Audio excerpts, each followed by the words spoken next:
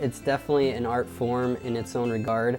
It's a sport because you're physically doing something rather than like painting or like creating something, but you are creating like your own tricks and your own expression, like a poem or a song. I mean, you're physically putting yourself out there.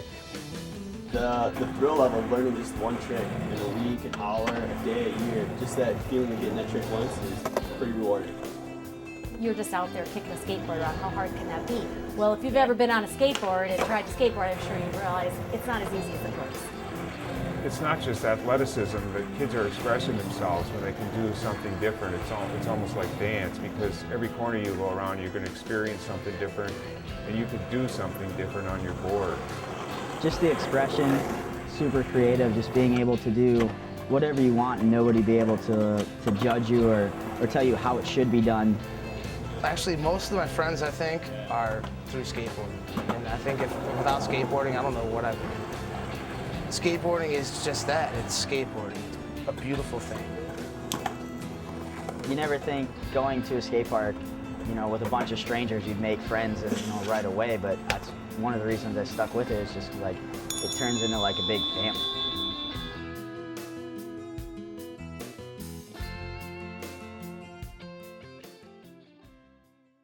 My wife and I were in a bar in a small town, Garber, Iowa, about 2 years ago.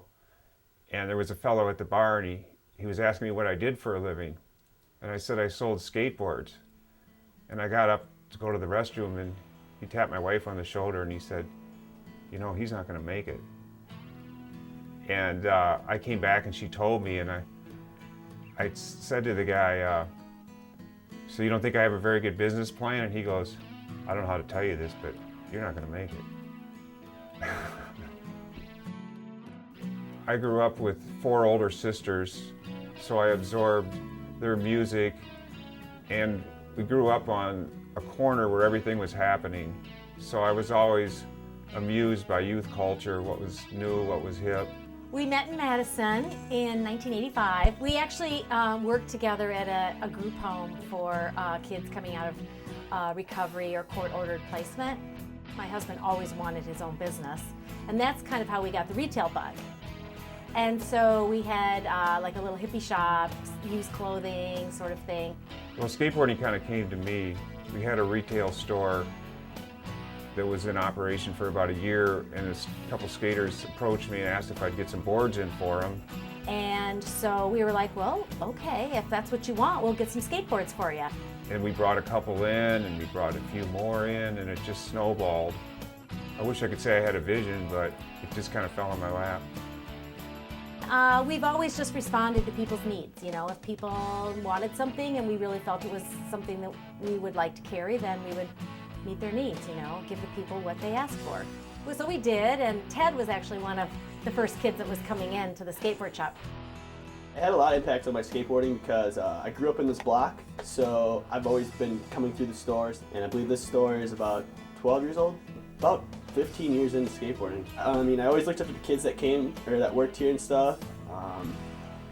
Just whenever I needed a board or any advice or just someplace to lurk, I could come and hang out with a bunch of skaters, and kind of made like a family type deal, and a lot of good friends throughout the years. So. After like Reality Check came to be, it kind of got more, you know, more kids were involved in the skate scene, so there was more kids down at the park. You know, the park rats that would just go down, like I was definitely a park rat. I would just go down to the skate park all the time because I lived like 5 minutes away. And then, but I also started to become good friends with the, you know, like the kids that lived really close to Reality Check, so there was that scene too. It's not an exclusive club. Anybody can join. Not everybody can join the football team. You can join, but you might not have much participation. This young man, he's coming in the store, and he's a middle school boy, and his family was, you know, obviously on hard times. And I would see him walking around, and he'd be alone, and he'd come in the store, and he'd hang out, and we would try to talk to him and make sure, you know, he was cool with being here and everything, and answer any questions he had. And then he ended up moving to the neighborhood. Well, Benny had a class up at Washington High School for the kids for skateboarding. And now I see he's moved into the neighborhood. Now I see him kind of hanging out with all the other boys in the neighborhood. So I was really excited to see that. I can't tell you enough how much it's impacted me as far as like meeting people from different kind of genres. I mean, I hang out with people that, you know, not even music genres, but just from like different cultures, to, you know, somebody that listens to like metal, or, you know, just somebody that you normally would not hang out with, and you get to know them just because skateboarding or snowboarding or, you know, whatever have you, that we kind of all come together as a collective. It's like you carry that with you throughout your life, and it's just a changing thing, and all because of, you know, this one hobby that you've done for so long. Basically, it's like I've been skating for about 10 years, a little more maybe, and I still skate with like the same group of people for the most part. It's all about what you want to do. It's not like no coach is telling you, hey, do this, do that, you got to be here at this time. It's, hey, you're out of school, hop on your board, see ya, gone. It just takes individuals from like different, you know, lifestyles and groups and, you know, different areas, and it brings them together in one place, and you never thought that they would ever associate with each other, and then come to a skate park and, you know, it seems like everybody's friends. It's crazy. The fact that I get to go do it with my friends and have a good time, and then also there's other times where I'm just really in a bad mood and I can go ride by myself. Like, it doesn't matter, I can go do whatever I want, whenever I want, as long as I got my skateboard with me. Over the years, the more I rode, the more particular I am about like what I ride, and they always get everything I want. Big wheels, big boards, my Vans, half cab shoes, everything I need, they'll special order it for me. So that's pretty awesome, because otherwise I don't think I'd be riding what I like, you know? You can have a store that sells skateboards, and you can have a skateboard shop where the culture's embedded in the shop. Whereas if you're just selling skateboards at a sporting goods store, you're probably not going to have the same growth. If they have a place of their own, it's a place to incubate ideas and share videos and just exchange. Even the kids like Dustin and anybody that contributes to it really makes it a really good thing, not for just us, but I mean the kids. When I was younger, we didn't have, I remember the first skate competition we had through Reality Check was actually called the Double Crowns Showdown or something like that, and they had it at the fairground. But I mean, I can remember from back to that how much that meant to me, to now putting on stuff for the kids and having an influence on them and how much fun they're having. So it really gives them a chance to kind of, you know, show what they can do, and they all have so much fun at the skate jams and at the snowboard competitions.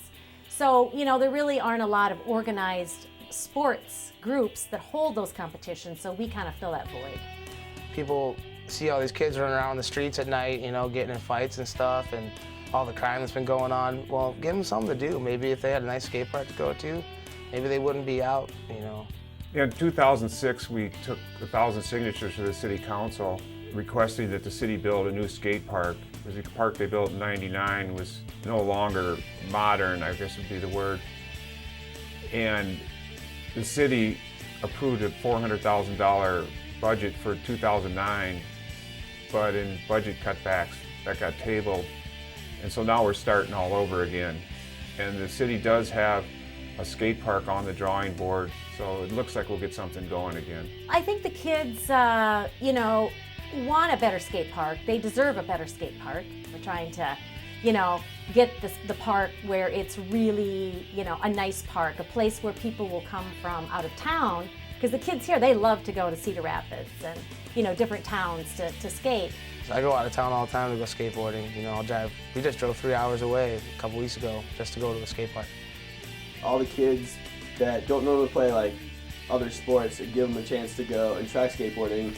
It'd just be great for the community to get a lot of involvement, and I believe this community has a lot of support for it. So, you know, a lot of kids start and then they fade out, they quit just because they get bored of what's around, or they, you know, they're not to the ability of what's available. So I think that if we have something that caters to all kinds of skateboarders, you know, all different skill levels, I think kids will stick with it more.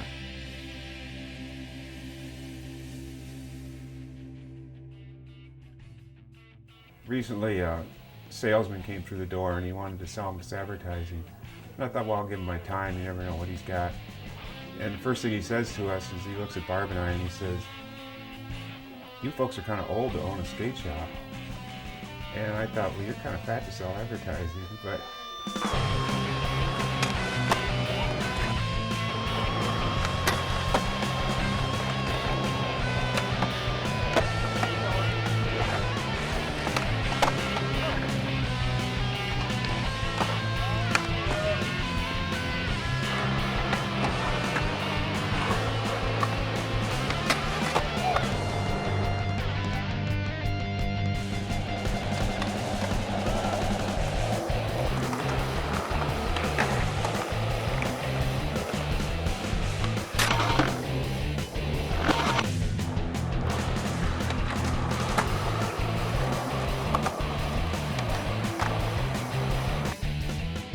A lot of times people say, "Oh my gosh, how do you stand with these kids around?" It's like, no, they're awesome. They keep you young. They keep, they're fun. The kids that come in, I really want to get to know them. And, maybe be a part of their lives. And then now you see kids that come in that have kids of their own, that started off coming here as little kids, and you really grow up with them in a way. I mean, you see them and you see their kids, and so it's kind of cool that we've been around that long, that it's a generational experience.